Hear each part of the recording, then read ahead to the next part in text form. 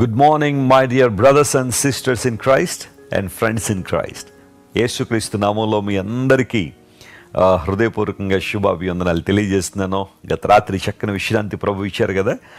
ప్రతిరోజు మనం దేవుణ్ణి ఆరాధించినట్లుగా, దేవుని స్తుతించినట్లుగా, దేవుడిస్తున్న అవకాశాలను బట్టి మనం ప్రభువుకి మహిమకరంగా బ్రతకాలి.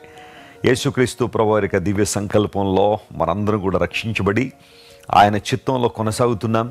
ఆయన రాజ్య విస్తరణ దేవుడు మనం వాడుకుంటున్నారు. అందును బట్టి కూడా మనం ప్రభువుకి కృతజ్ఞతాస్తులు చెల్లించాలి. ప్రతి ఉదయాన్నే లేచిన తర్వాత మీరు ప్రార్థన చేసుకుని దేవుని లేఖన భాగాన్ని చదువుకున్న తర్వాత ఇలాంటి వాగ్దాన సందేశాన్ని విని మీ రోజును ప్రారంభించడం వలన ఆ రోజంతటికి కావలసిన ప్రేరణ, స్ఫూర్తి, పరిశుద్ధాత్మ శక్తి మీకు తోడుగా ఉన్నందువలన దేవునికి మహిమకరంగా మీరు జీవిస్తారు. మీకోసం ప్రతిరోజు పట్టుదలగా ప్రార్థన చేస్తున్నాం. మీరందరూ ఆధ్యాత్మికంగా బలపడాలనేదే దేవుని సేవకులేక మా యొక్క అభిలాష. ఈరోజు వాగ్దానం చదువుకుందామా? పరిశుద్ధ గ్రంథాలు ఉన్నాయి మీ దగ్గర, బైబిల్ తెరవండి. 40వ కీర్తన 3వ వచనం చదువుకుందాం. Psalm 40 and verse 3. తనకు స్తోత్ర రూపమగు క్రొత్త గీతమును మన దేవుడు నా నోట ఉంచెను. అనేకులు దాన్ని చూచి భయభక్తులు కలిగి యెహోవా యందు నమ్మిక ఉంచెదరు. He has put a new song in my mouth, even praise unto our God. దేవుడు నా నోట ఒక క్రొత్త పాట ఉంచారు, క్రొత్త గీతాన్ని ఉంచాడు అని కీర్తనకారుడు మాట్లాడుతున్నాడు. 40వ కీర్తన ఎంత బాగుంటుంది అంటే అందులో రాయబడిన ప్రతి మాట కూడా మనకు స్ఫూర్తినిస్తుంది. దేవుని వైపు మనము చూచినట్లుగా కావలసిన ప్రోత్సాహాన్ని మనకిస్తుంది. ఒకప్పుడు నేను నాశనకరమైన గోతులో దిగిపోయాను, జిగటగల దొంగ ఊబిలో ఉన్నాను. అయితే దేవుడు నన్ను పైకెత్తి బండ మీద నా అడుగులు స్థిరపరిచాడు అంటూ కీర్తనకారుడు ఆ కీర్తన రాయడం ప్రారంభించిన తర్వాత దేవుడు తనకు స్తోత్ర రూపమగు క్రొత్త గీతం నా నోట ఉంచాడు. ప్రభు దగ్గరికి రానంత కాలం మన నోటిలో ఏమున్నాయంటే దేవునికి విరోధమైన మాటలు ఉన్నాయి కదా. దేవునికి అవమానాన్ని తీసుకొచ్చే మాటలు మాట్లాడి ఉండొచ్చు, మన నోటి నిండా బూతులు ఉండి ఉండొచ్చు, లేకపోతే దేవునికి అవిధేయమైన మాటలు, తిరుగుబాటుతనంతో కూడిన మాటలు మన నోటిలో ఉండొచ్చేమో. కానీ ఎప్పుడైతే యేసుక్రీస్తు ప్రభువును మన రక్షకునిగా మన హృదయంలోకి ఆహ్వానించామో మన నోటిలో దేవుడు క్రొత్త గీతాన్ని ఉంచాడని. ఇకపై దేవునికి అవిధేయమైన మాటలు ఈ నోటిలో లేవు. ఎందుకంటే ఈ నోరు దేవుని ఆత్మచేత అభిషేకించబడింది. ఆయన కొరకు మాట్లాడు వరంగా, ఆయన పాటలు పాడు వరంగా, ఆయన చిత్తాన్ని నెరవేర్చే వరంగా దేవుడు మనల్ని నిలబెడుతున్నాడు. తనకు స్తోత్ర రూపమగు అంటే క్రైస్తవుడు నోరు తెరిచి మాట్లాడితే ఆ మాటల ద్వారా దేవునికి మహిమ రావాలి, ఆయన నామము స్తుతిని ఉండాలి. అంత మాత్రం కాకుండా ఒక న్యూ సాంగ్ అనేది ఒక న్యూ హార్ట్లోంచి మాత్రమే రాగలదు. క్రొత్త గీతము క్రొత్త హృదయంలోంచి వస్తుంది. రెన్యూ చేయబడిన మనస్సులో నుండి, ఆలోచనలో నుండే క్రొత్త పాట వస్తుంది. గమనించను ప్రియులారా, ఒక పాట క్రైస్తవ ప్రపంచంలో మనందరికీ తెలుసు, నా నోటను క్రొత్త పాట నా యేసు ఉంచెనని. నీ నోటిలో క్రొత్త గీతం ఉందా? ప్రభువును స్తుతించే అనుభవాలు కనబడుతున్నాయా? లేదా ఎప్పుడు దేవుణ్ణి అవమానపరిచే మాటలు, లేదా ఆయన నిందించే మాటలు, నీ మాటలు చూసి 10 మంది విశ్వాసం సన్నగిలిపోయే మాటలు మాట్లాడుతుంటే నువ్వు ఆత్మలో అభివృద్ధి పొందట్లేదు, దీవెన పొందటం లేదు. కొంతమంది చూడండి, వారు ఎప్పుడు మాట్లాడినా ఆ మాటల ద్వారా 10 మంది విశ్వాసంలో వెనక్కి వెళ్ళిపోయేలాగా ఉంటాయి.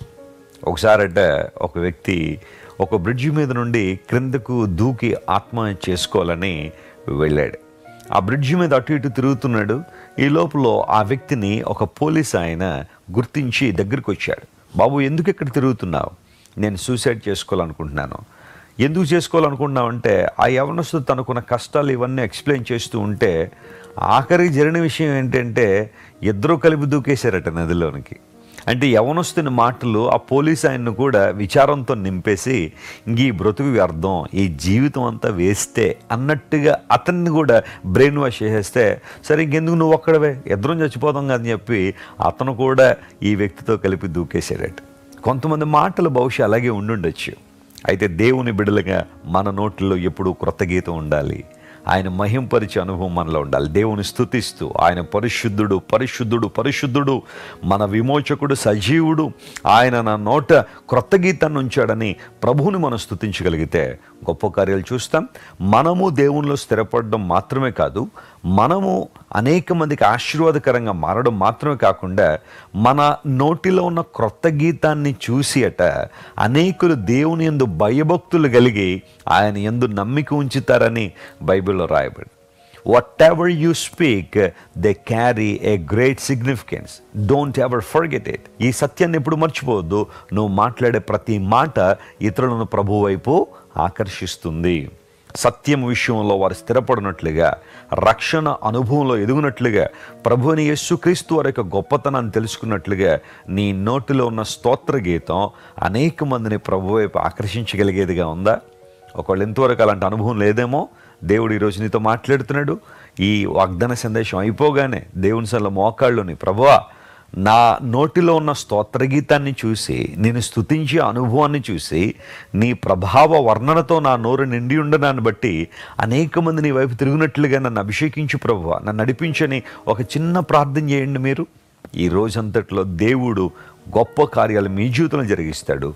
మిమ్మల్ని బట్టి అనేక మంది సత్యదేవుడిని యేసుక్రీస్తు ప్రభువుని తమ సొంత రక్షకుని అంగీకరించి ఆయన మీద తమ నమ్మకాన్ని వెల్లడి చేస్తారు. అలాంటి కృప దేవుడు మీకు దయచేయాలని కోరుతున్నానని ఈ వాగ్దానాన్ని క్లెయిమ్ చేసి ఈ రోజంతా కూడా దేవుని స్తుతించండి. మీ జీవితంలో అద్భుతాలు జరుగుతాయి. ప్రేమగల తండ్రి, గొప్ప దేవానికి స్తోత్రాలు. ఒకప్పుడు రకరకాల వాటితో నింపబడిన మా నోటిని రక్షించబడిన తర్వాత ఒక క్రొత్త గీతంతో నింపినందుకు నీకు స్తోత్రాలు. క్రొత్త హృదయంలోంచి క్రొత్త పాట వస్తుంది ప్రభువా. మా ప్రియులు నూతన పరచబడి నిన్ను సేవించినట్లుగా, నిన్ను ఆరాధించినట్లుగా వారు చేసే ఆరాధన, వారు చేసే స్తుతి అర్పణ, వారి నోటిలో ఉన్న స్తోత్ర గీతాన్ని చూసి అనేక మంది నీ యందు భయభక్తులు కలిగి నీ యందు నమ్మిక ఉంచడానికి మీరే సహాయం చేసి నడిపించండి. ఈ రోజంతట్లో కావలసిన కృప మా ప్రియులకు అనుగ్రహించండి. అనారోగ్యంతో ఉన్న వారిని ముట్టండి నాయన, స్వస్థపరచండి. అప్పులు ఊబులు ఉన్న వారు లేవనెత్తండి. కోర్టు సమస్యల నుంచి అనేక మందిని విడుదల చేయండి ప్రభువా. ఏదైతే అద్భుతం జరగాలని మా ప్రియులని సన్నిధిలో ప్రార్థన చేస్తున్నారో ప్రతి అద్భుతాన్ని మీరే జరిగించి నీ నామమును అత్యధికంగా మహింపరుచుకోమని కోరుకుంటూ యేసుక్రీస్తు వారి ఉన్నతమైన శ్రేష్టమైన నామం పేరిట అడిగి వేడుకొనిచున్నాం తండ్రి. Amen. God bless you, dear friends. Have a wonderful day.